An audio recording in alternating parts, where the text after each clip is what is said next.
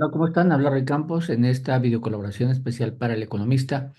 En un video previo hicimos el recuerdo de cuáles fueron los 12 puntos que, en mi opinión, eran los que habían importado en 2023, que nos habían hecho hablar, ¿no? Los personajes del año, los eventos del año, las situaciones, y vimos, ¿no? Como evidentemente López Obrador, Xochitl Gálvez, Claudia Sheinbaum, aparecían como los personajes, Samuel García, los personajes así como la inseguridad o el huracán Otis. Bueno, en esta nueva colaboración lo que quiero decir, respetando el mismo número de 12, ¿qué podemos esperar este año? Es mucho más difícil porque no se trata de adivinar, ¿no? No podemos adivinar lo que puede pasar totalmente.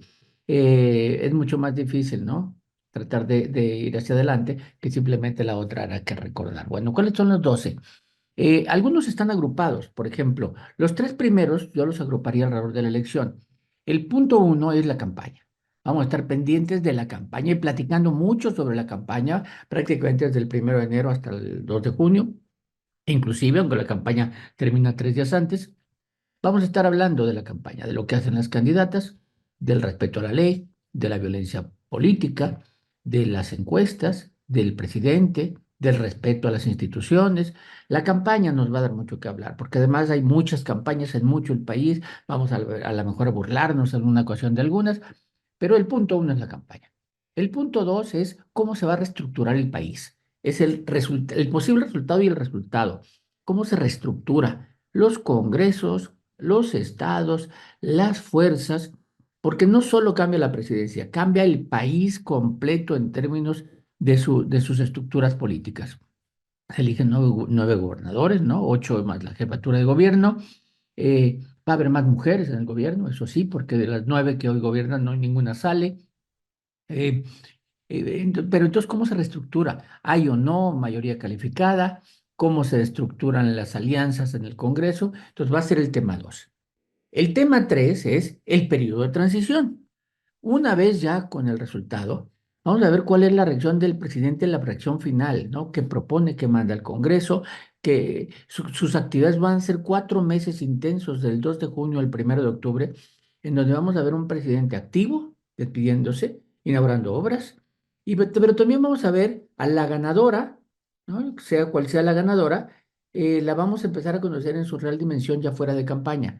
¿Qué propone, qué quiere, qué expectativas genera, cuál es el equipo del que se rodea, ¿no? Vamos a empezar a ver qué gobierno nos espera. La campaña es seducción. Cuando ya ganan, ya tenemos otro tipo de mensaje, entonces vamos a empezar a ver el mensaje de la ganadora y vamos a empezar a analizar el gobierno que nos espera. Esos son los tres primeros. El cuatro, a ver, los contrapesos.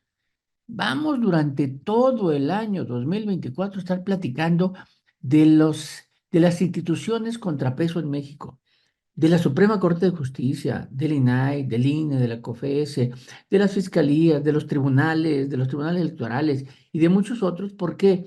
Porque va a ser tema de campaña, o sea, la forma en que se eligen los ministros de la Suprema Corte, pero también va a ser tema de campaña que el presidente avisa que va a proponer desaparición de órganos autónomos. Entonces vamos a tener a los órganos autónomos, órganos de contrapeso, en el ataque, en la mención y en el análisis. Y en su actuación, ¿eh? Porque también vamos a ver cómo actúan, qué hacen, si actúan bien y actúan mal y los vamos a estar evaluando. Pero ese sería el punto cuatro. El punto cinco se refiere a las obras icónicas del presidente. El presidente solo tiene un periodo donde no puede estar inaugurando obras, que es el periodo electoral, del 1 de marzo al 2 de junio, ¿no? Que es el día de la elección. Pero vamos a ver, enero y febrero, posibles inauguraciones de tramos o de pedazos de sus obras icónicas, y después del 2 de junio al 1 de octubre va a seguir con sus inauguraciones porque son sus obras. Hay que recordar, son 4 obras que él planteó más una que adoptó. Las 4 obras que él planteó fueron dos trenes: el tren Maya, que ya se inauguró en dos tramos; el tren transoceánico, que ya tiene una inauguración; eh, un aeropuerto, que ya está inaugurado, el aeropuerto Felipe Ángeles, que ya aumenta operaciones; y una refinería, la refinería de Dos Bocas, que todavía no refina, ¿no? seguramente antes de irse va a intentar hacer algo ahí, no solo inaugurar un edificio. Y la que él adoptó, el tren México-Toluca, ¿no? Que es una que le heredaron, pero pues parecía que nunca se iba a terminar, lo adoptó y dijo sí va, así que seguramente vamos a verlo inaugurando otros tramos del tren México-Toluca, ¿no? Bien. El punto 6 se refiere, tiene dos vertientes, que es la elección de Estados Unidos. El punto 6 es Trump. Trump, o sea, desde el inicio puede o no estar en la boleta, los estados están diciendo que no, ¿no? Algunos estados, otros que no va a aparecer en la boleta, ni siquiera para competir en las primarias, ¿no? Ni siquiera para las primarias.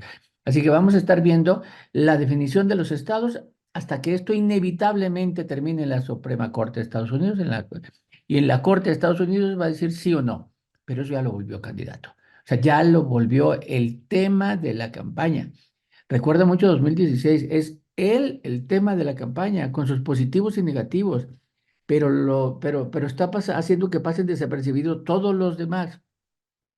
En pocas palabras, si la Corte determina que sí puede participar, es inevitable que sea el candidato republicano, inevitable, y es el favorito para ganar. Ni en el 16 ni en el 20 aparecía adelante en las encuestas, ni en el 16 ni en el 20. Ni en el 16 ni en el 20 ganó el voto popular. Bueno, ahora para el 24 va adelante en las encuestas. Así que por primera vez de sus tres incursiones existe la probabilidad de que incluso gane el voto popular, ¿no? Ese sería el 6. El 7 se refiere a las campañas de Estados Unidos, haciendo Trump a un lado, ¿no? Sí, va a estar presente, pero es los temas de la elección de Estados Unidos se relacionan prácticamente con México.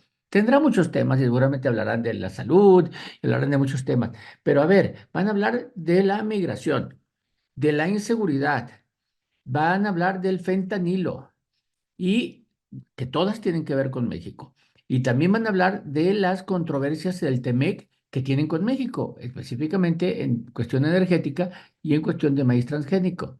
Todos esos obligarán a platicar de ellos y obligarán a los gobiernos y a los candidatos en México a tomar una postura sobre el respecto. También hay que recordar que la última etapa de la campaña de Estados Unidos ya tendrá presidenta electo en México. Y entonces ya no hay que voltear a ver, voltearemos, no voltearemos solo a ver qué dice el presidente López Obrador, sino también la postura que tome la presidenta electo sobre los temas que se están en Estados Unidos. Ese fue el 7. En el 8 es la economía. 2023 terminó muy bien en términos económicos, ¿no? Se le acomodaron al país muchas variables, no solo el crecimiento, sino las remesas, la inversión extranjera, el valor del dólar, la inflación, el desempleo, se otorgó un incremento fuerte del salario mínimo, todo, ¿no? Hay quien dice, pues no es que no es que México, no, pues sí, el caso es que en México está pasando esto, sea por el nearshoring, que es la localización de empresas norteamericanas que estaban en China y están buscando dónde ponerse, y México es muy atractivo, y entonces eso nos trae beneficios, sea por eso o por el crecimiento de Estados Unidos en algunas materias, el caso es que la economía va a ser un punto en donde vamos a estar poniendo atención. Se fue el 8. En el número 9 la inteligencia artificial nos sorprendió en 2023. Bueno, no tenemos ni idea. O sea, las previsiones que se hacen de lo que va a salir de la inteligencia artificial superan el entendimiento actual. Entonces yo creo que un gran personaje durante 2024 va a ser las aplicaciones que vamos a estar conociendo en todas las disciplinas de parte de la inteligencia artificial. En el 10, los conflictos bélicos, hay dos conflictos globales, ¿no? El de la Franja de Gaza y el de Ucrania contra Rusia, ¿no? Donde Rusia invadió Ucrania y todavía está ahí, está en terrenos de Ucrania, se está desarrollando esa guerra, igual que la de Gaza se está desarrollando en terrenos de la Franja de Gaza, en terrenos palestinos.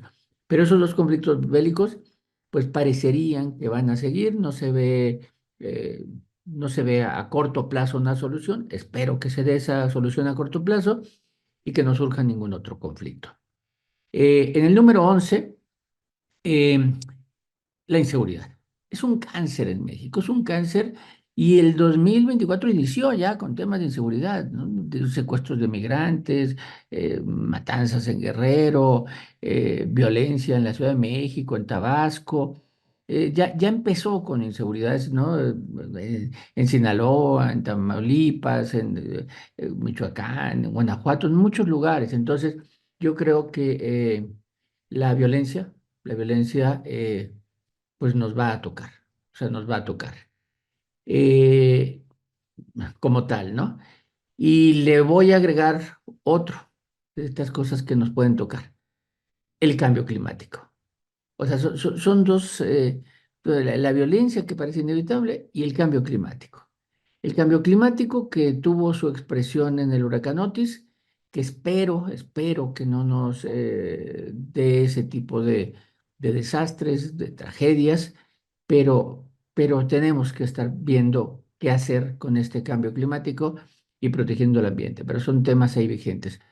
Los puse juntos, ¿no? Porque son de los temas que no quisiera que ocurrieran, no quisiera que ocurrieran, pero los veo ahí presentes. Y por último, un positivo, va a haber Juegos Olímpicos. Van a ser en París, y cada Juego Olímpico, además de la expectativa de que haya triunfos mexicanos y que escuchemos el himno nacional con triunfos de atletas mexicanos, pero sí surgen héroes olímpicos, ¿no? Surgen muchachos y muchachas ahí que nos sorprenden con sus grandes hazañas, con cómo rompe récords que parecían que eran inalcanzables. Así que también vamos a estar encantados, encantados de celebrar a los héroes deportivos, sean del país que sean. Muchas gracias. Estos son los que para mí son lo que puede pasar en 2024 en la opinión pública de los mexicanos.